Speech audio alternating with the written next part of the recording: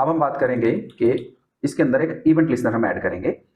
Event listener क्या है कि button dot add event listener, और यहाँ पे हम किस तरह का इवेंट इस पे फायर करेंगे वो लिख लिया, और यहाँ पे फिर हम एक फंक्शन लिखते हैं दोस्तों, एरो फंक्शन।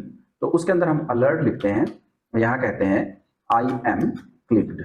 तो जो ये अलर्ट फंक्शन, जो आपने ये फंक्शन लिखा है, इसी को दोस्तों हम कॉल बैक फंक्शन कहते हैं।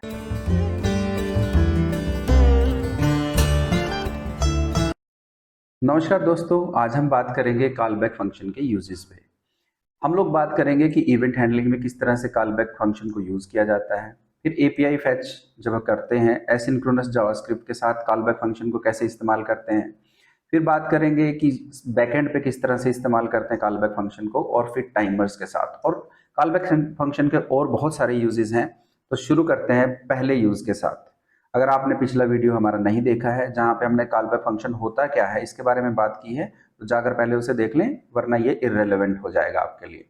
चलिए, सबसे पहले हम लोगों ने यहाँ पे एक बटन लिया है दोस्तों, और उस बटन के क्लिक पे हम लोग कुछ काम करेंगे। तो पहले यूज पे हम बात करेंगे, स्क्रिप्ट लिख लेते हैं। हम लोग बटन जो यहाँ पे लेके चले हैं, इस बटन को जावास्क्रिप्ट में फैच कर लेते हैं कि कॉन्स्ट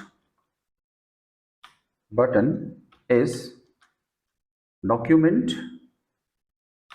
डॉट क्यूरी सेलेक्टर, और यहाँ पे हम लोग डॉट करके इसकी क्लास के साथ इसको फैच कर लेते हैं, जो हमने ली है यहाँ पे btn। ठीक है, अब हम बात करेंगे कि इसके अंदर एक इवेंट लिस्नर हम ऐड करेंगे। इवेंट लिस्नर क्या है कि button dot add event listener, और यहाँ पे हम किस तरह का इवेंट इस पे फायर करेंगे वो लिख लिया, और यहाँ पे फिर हम एक फंक्शन लिखते हैं दोस्तों, एरो फंक्शन। तो उसके अंदर हम अलर्ट लिखते हैं, यहाँ कहते हैं आई एम क्लिक्ड। तो जो ये अलर्ट फंक्शन, जो आपने ये फंक्शन लिखा है, इसी को दोस्तों हम कॉल बैक फंक्शन कहते हैं। और यहाँ पे इसे इस्तेमाल करते हैं क्योंकि जब भी हम बटन को कभी क्लिक करेंगे, या तो फॉर्म को सबमिट करेंगे, या बटन को क्लिक करेंगे, या किसी ग्रुप में से कोई आइटम सेलेक्ट करेंगे, तभी ये एक्टिवेटेड होगा। तो हम यहाँ पे जब सबमिट करते हैं तो ये मेरा एक्टिवेट हो गया। ठीक है, तो अब इसको हम अलग से भी लिख सकते हैं फ्रेंड्स। यहां से इसको ऐसे हटाएं, इजी बनाने के लिए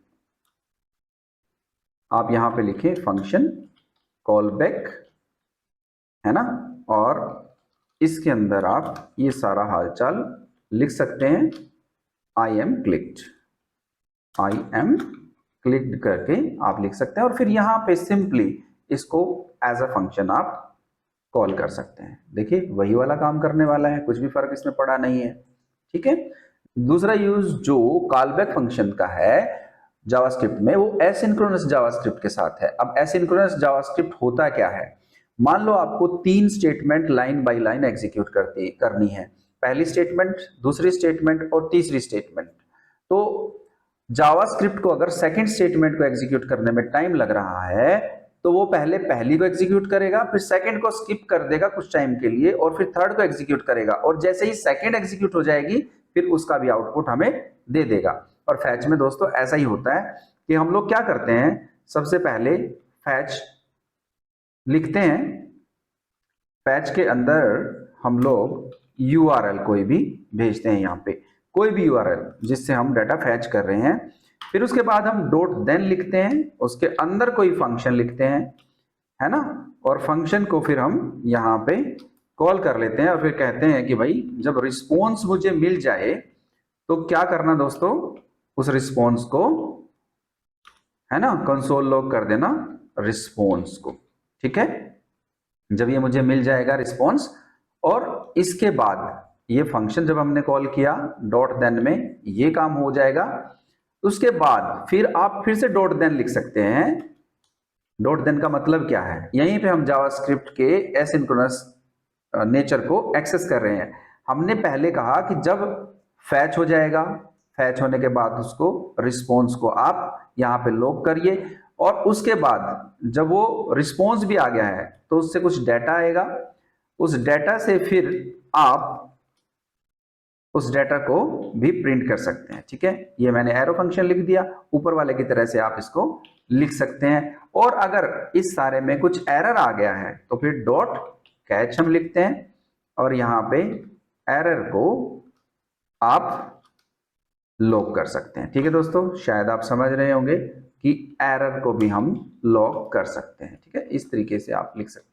ठीक है, ये तो हम लोग अभी इसको प्रैक्टिकली करके नहीं दिखा सकते हैं, ये हमने सिर्फ बताने के लिए आपको बताया है कि कॉल बैक का इस्तेमाल कहाँ होता है। और ये वाले फंक्शन जो है आपके कॉल बैक फंक्शन है, क्योंकि जब भी आप फैच कर लेंगे तब जाके आपका रिस्पॉन्स मिलेगा, और रिस्पॉन्स जब मिल जाएगा तब जाके आप डेटा इस्तेमाल करेंगे। और कॉल बैक तो वही है ना, जब काम हो जाए कुछ उसके बाद कॉल बैक को आप कॉल कर सकते हैं।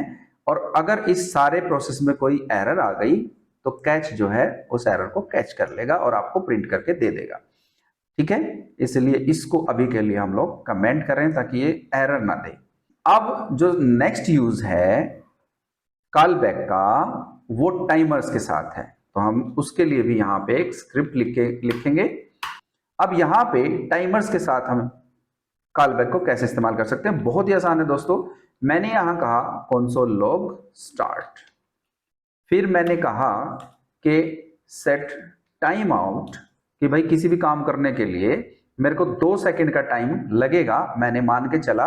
और उस दौरान मैं ये कहूंगा कि console log I am doing in 2 minutes, है ना। ये भी एसिंक्रोनस जावास्क्रिप्ट होगी दोस्तों यहाँ पे। और फिर कहूंगा कंसोल लॉग एंड।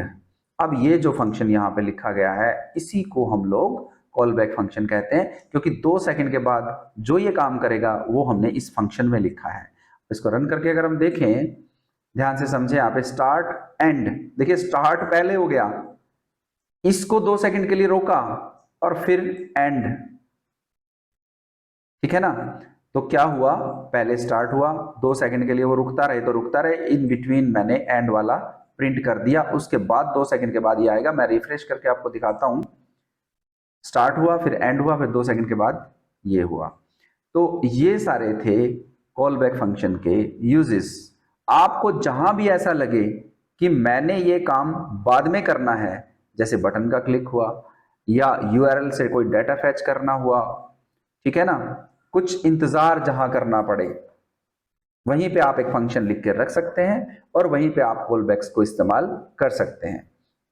दोस्तों, हमारी वेबसाइट satyanssoftech.com पे पूरा का पूरा LMS पड़ा हुआ है, पूरा कोर्स फ्री में अवेलेबल है।